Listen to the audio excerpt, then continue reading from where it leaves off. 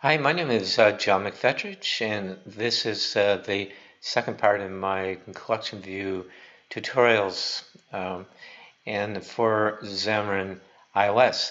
And again, you can reach me here, and I'll put the source code up here. Um, this the first part we developed this just these 7 red squares, and I'm amazed, but my marketing department says this is probably not very marketable. So I've been asked to add new features to this to make our product a little more viable. So some bright light suggested we have photos. So this part of our part 2, we will be adding photos from the photo app on our iPhone. So let's get started.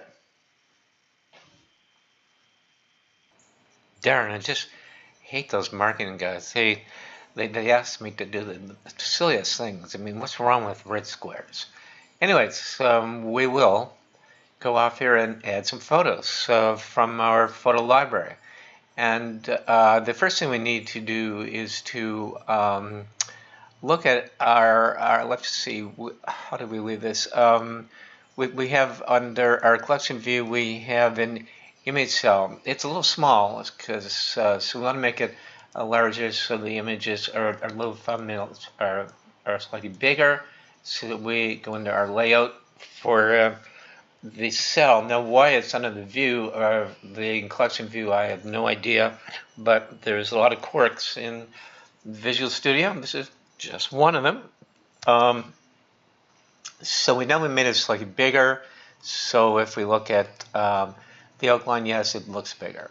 Now we want to have an image view as a child of this. Let's make sure that this remains selected because we want the image view to be a child of and it is, I think. Let's make sure, look at the document outline. Yes, because the hierarchy is from the controller to the view to the cell and then to the image. And the image, the child, is a little bigger than the parent, so we go into layout here and we change this and just make it the same size.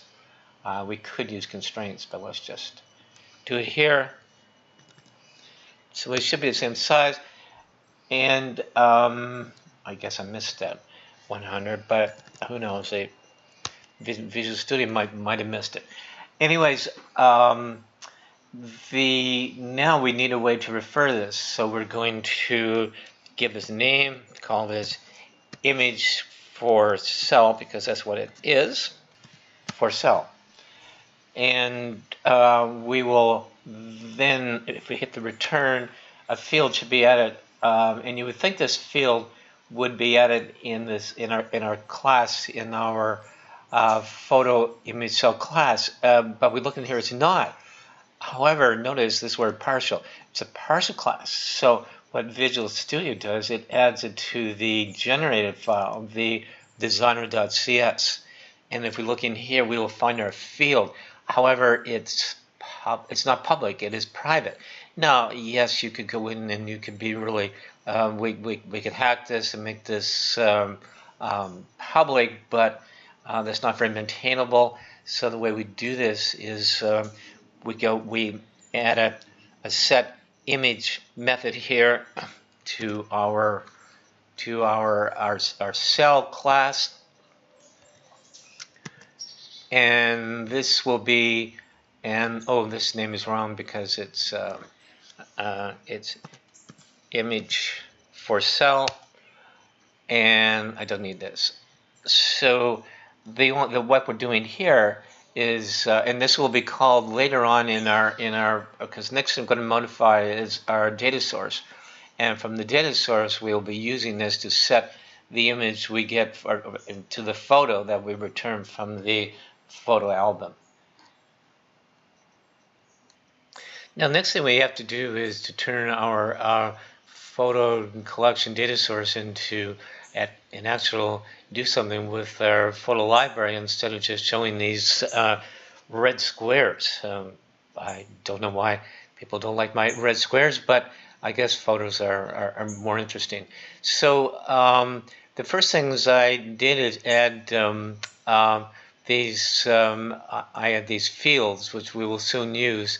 And to have these resolved, I actually had to use this using photos here. And actually, I should probably show how I did that. Is that if I remove that, of course, they are not they're not resolved. I hit this using photos, and now Visual Studio is happy.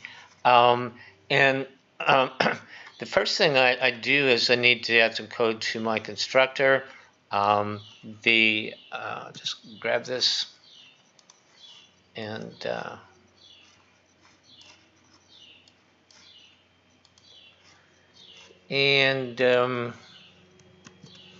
so this we use fetch assets to get this list of image assets from our photo application.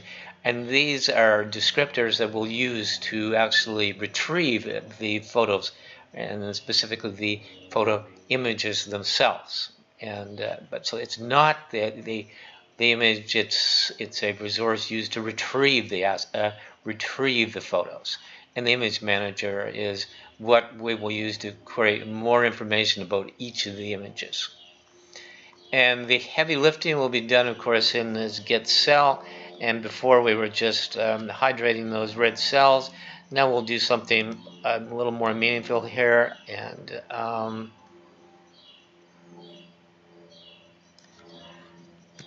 let's grab that code. The get cell will be passed in the collection view and in index path. Now this is sort of a wrapper around an index, and this from 0 to the number of things that of photos I have, and I'll have more details in the debugger here, but the main call is down here in request image for asset, and this is where I use the asset that we retrieved in our constructor. And we're doing an aspect fill on our collection cells. But the important thing here is this get photo from library, and this will be called whenever our photo is returned from our photo library. And now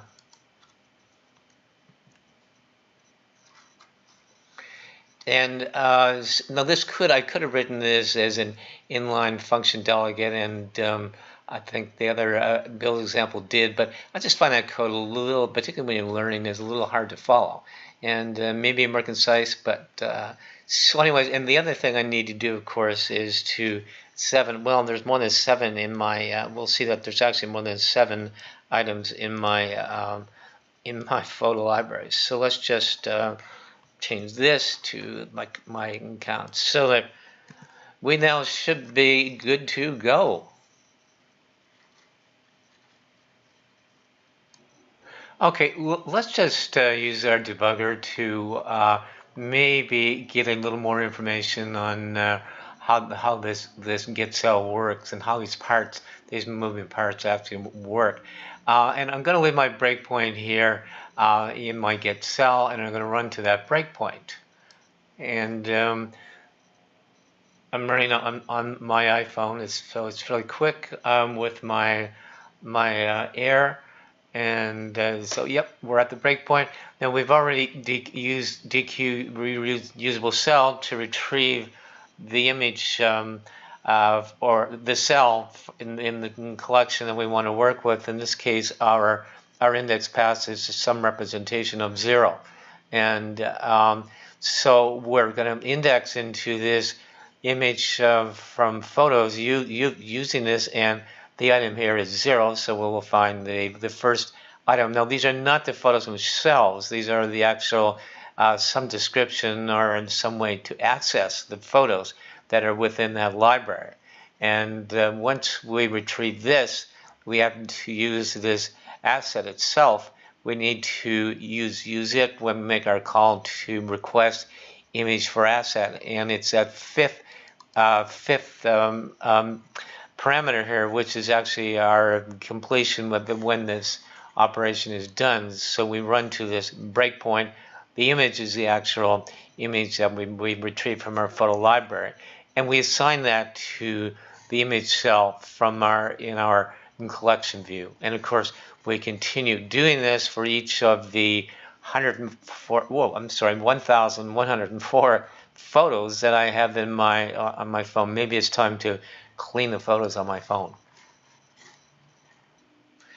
This on the right is just a screen capture of what actually ran on my iPhone. By the way, it's an iPhone 6, and this was I used a screen capture utility on the iPhone and then just emailed the result to my Windows machine. There probably is a better way of doing it, but this works. And this you can see that it's much like you would get in the camera in the actual photo application on the iPhone.